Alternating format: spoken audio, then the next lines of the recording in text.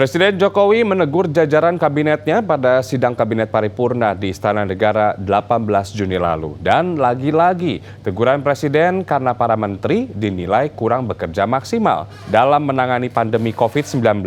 Presiden Jokowi juga mengancam akan melakukan perombakan anggota kabinetnya atau reshuffle.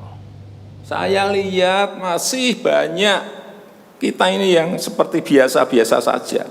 Saya jengkelnya di situ. Ini apa nggak punya perasaan, suasana krisis. Begitulah ekspresi Presiden Joko Widodo saat memarahi para menteri dan pimpinan lembaga dalam sidang Kabinet Paripurna di Istana Negara 18 Juni lalu. Presiden Jokowi menilai para menterinya tidak bekerja maksimal dalam menangani pandemi COVID-19. Seharusnya para menteri dapat mengeluarkan kebijakan luar biasa di saat pandemi. Menurutnya, pemerintah harus bertanggung jawab kepada rakyat Indonesia dan ia juga mengancam untuk melakukan pergantian anggota kabinet atau reshuffle. Langkah-langkah extraordinary ini betul-betul harus kita lakukan. Dan saya membuka yang namanya langkah, entah langkah-langkah politik, entah langkah-langkah kepemerintahan akan saya buka. Langkah apapun yang extraordinary akan saya lakukan. Untuk 267 juta rakyat kita, untuk negara. Bisa aja membubarkan lembaga, bisa aja reshuffle, udah kepikiran kemana-mana saya. Menurut Kepala Staf Kepresidenan Muldoko, perombakan kabinet atau reshuffle merupakan langkah terakhir yang akan diambil Presiden Jokowi jika penanganan COVID-19 sebelum menunjukkan progres yang signifikan. Presiden disebut tidak segan mengambil resiko, sekalipun reputasi politiknya. Presiden mengatakan, saya akan mengambil sebuah risiko, reputasi politik pun akan saya pertaruhkan. Maknanya, itu Presiden mengambil langkah-langkah yang memberikan contoh kepada bawahannya seperti itu. Karena begitu pengerahan kekuatan cadangan dijalankan, maka itu sebenarnya situasi sudah mulai sangat jelek. Jangan sampai ini dijalankan oleh Presiden, kan begitu.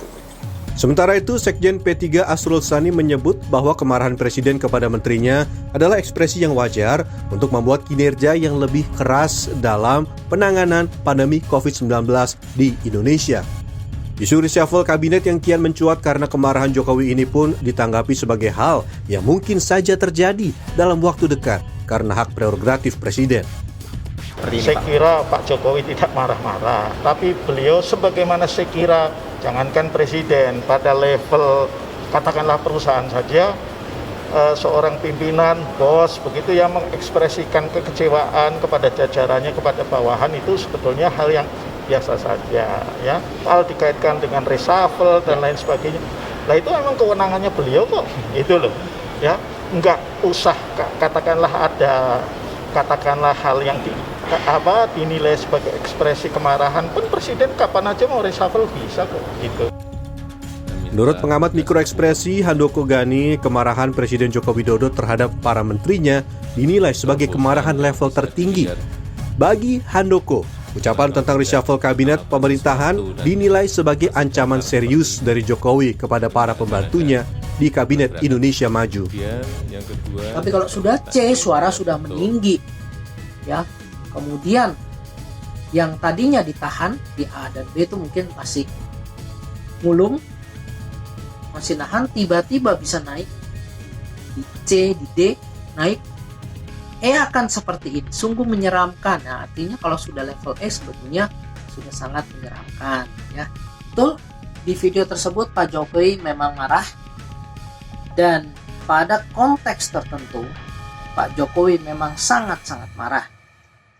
Nah, dasar analisis saya adalah micro expression, gestur, dan Melihat ini sebagai sebuah masih normal, berbahaya sekali. Kemarahan dan ancaman Presiden Jokowi kepada para menterinya bukan kali pertama terjadi.